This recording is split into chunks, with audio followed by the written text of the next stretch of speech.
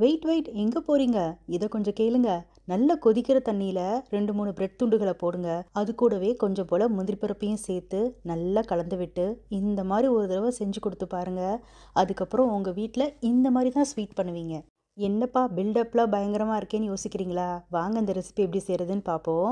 முதல்ல ஒரு கடாயில் 2 கப் போல் தண்ணி சேர்த்துக்கோங்க. தண்ணி நல்லா கொதி வந்ததுக்கப்புறமா அதில் 3 லேருந்து 4 போல் பிரெட் ஸ்லைசஸை சேர்த்துக்கோங்க. சேர்த்ததுக்கப்புறமா கூடவே ஒரு 10 போல் முந்திரி பருப்பையும் சேர்த்து நல்லா கலந்து விட்டுக்கோங்க. முந்திரி பருப்பும் பிரெட்டும் நல்லா அந்த தண்ணியில் வேகட்டும். நல்லா தண்ணி கொஞ்சம் வற்றி வந்ததுக்கப்புறமா இதை அடுப்பை ஆஃப் பண்ணிவிட்டு நல்லா ஆற வச்சுட்டு ஒரு மிக்ஸி ஜாரில் சேர்த்துக்கோங்க.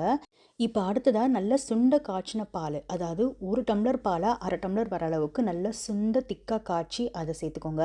அப்படி உங்ககிட்ட சுண்ட காய்ச்சின பால் இல்லைன்னா அதுக்கு பதிலாக பால் பவுடர் ஒரு 3 லேருந்து 4 டேபிள் ஸ்பூன் சேர்த்துக்கலாம். சேர்த்து நல்லா இந்த மாதிரி பேஸ்ட்டாக அரைச்சி எடுத்துக்கோங்க. நல்லா பல்ஸ் பண்ணி பேஸ்ட்டாக அரைச்சி முந்திரி பருப்பு திப்பிகள் இல்லாத அளவுக்கு நல்லா பேஸ்ட்டாக அரைச்சி எடுத்து வச்சுக்கோங்க. இப்போ ஒரு கடாயை அடுப்பில் வச்சு அதில் 3 டேபிள் ஸ்பூன் அளவுக்கு நல்லா பசு நெய் சேர்த்துக்கோங்க. அடுத்ததாக அதுலேயே ஒரு 1/4 கப் அளவுக்கு ரவை சேர்த்து நல்லா வறுத்து விடுங்க. ரவை லேசாக பொன்னிறமானதுக்கப்புறமா அதில் நம்ம அரைச்சி வச்ச அந்த பேஸ்ட்டை சேர்த்துக்கோங்க. அடுப்பை சிம்மில் வச்சுட்டு சேர்த்துக்கோங்க. அது மட்டும் இல்லாமல் இது கட்டிப்படுன்ற பயம் தேவையில்லை. இது கட்டிப்படாது. அப்படியே நல்லா கலந்து விட்டுக்கிட்டே வாங்க. கொஞ்சம் நேரத்துக்கு அப்புறமா இதில் வெல்லம், மண்டை வெல்லமோ நாட்டு சர்க்கரையோ ஒரு 3/4 கப் அளவுக்கு சேர்த்து நல்லா மிக்ஸ் பண்ணி விடுங்க.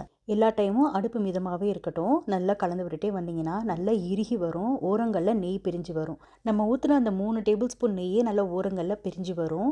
கடாயை விட்டு ஒட்டாமல் நல்லா இந்த மாதிரி திரண்டு வரும். அந்த ஸ்டேஜில் அடுப்பை ஆஃப் பண்ணிவிட்டு இறக்கிடுங்க.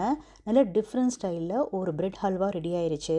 நம்ம ஏன் பிரெட்டை நெய்யில் வறுக்காமல் பிரெட்டை தண்ணியில் வேக வச்சு பண்ணுறோம்னா அப்போ தான் நமக்கு நெய்யோட செலவு கொஞ்சம் கம்மியாகும். அதுக்காக தான். கண்டிப்பாக ட்ரை பண்ணி பாருங்கள்.